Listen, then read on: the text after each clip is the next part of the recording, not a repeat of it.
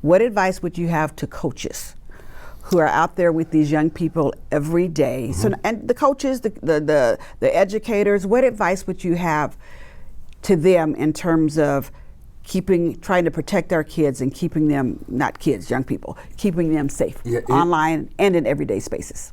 We have such an immense power as coaches because for a finite period of these young people's lives, boys and girls who are engaged in sports, and they look to us for approval. They look to us for guidance. They look to us for instruction, and really we have carte blanche to do whatever we want, right? And so if you have the carrot, which in my case is football, and they will follow me wherever that carrot goes, why not lead them down paths that are righteous, lead them down paths that are rewarding and wonderful?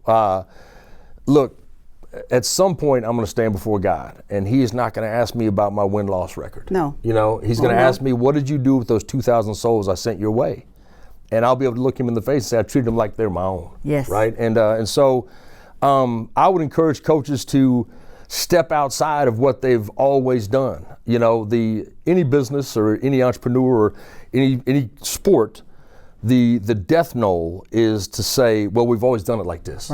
Right? And so if you don't adapt, you die, right? Well, you have to adapt. Things are different, even just with what's happening with social media, with phones in the hands all the time, and that kind of engagement, and predators on the other end of it. 100%. That is different right now. 100%. It's vastly different. You know, when I was a kid, you know, the boogeyman was, you know, in a dark alley. Right. Now he's in your home. Yes. You know, and so my advice to coaches is to step out of your comfort zone and start addressing topics.